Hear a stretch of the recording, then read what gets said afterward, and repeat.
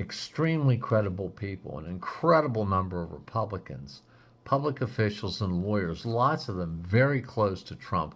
Most of them can be seen on a page at reasonandbalance.com, say that Trump's either not fit to be president and or that he is a danger to America and or that he is a dictator.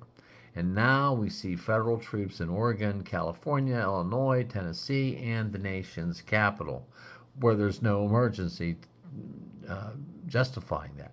Trump and his enablers are playing for keeps and will stop at nothing to get total control of our law enforcement, our military, and our government. Now I understand that Trump's considering declaring that an insurrection exists where none does. To do so would clearly be what should be considered a hostile takeover of our government.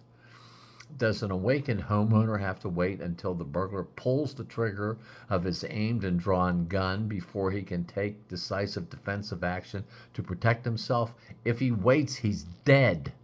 The insurrectionist is Donald Trump, according to the Colorado courts. He was an insurrectionist in January of 2021, and Trump, not Antifa, not Democrats, or anyone else, is on the verge of becoming an insurrectionist again. He falsely declares emergencies to unlawfully gain power, and Republican congressmen at this point are his aiders and abettors in Trump's criminal, hostile takeover of our government because only they can stop him, and they won't. If I have a case with a client in court, I go through the evidence with him or her. I always focus especially on the most credible evidence. That's the evidence that is the most unbiased, and the witness or document in question is the most trustworthy. It's trustworthy evidence if the witness was in a position to clearly see what happened and has no motive to lie.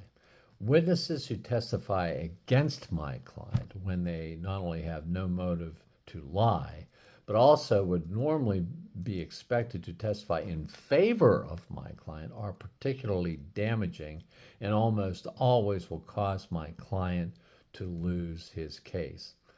I would submit that the case against Trump is beyond compelling. It's a slam dunk, and one has to wonder about the good faith of the MAGA folks and Republicans. And if MAGA and Republicans aren't dealing in good faith, but they are just concerned about power and will use it to allow the imposition of a dictatorship, then what choice do the rest of Americans have?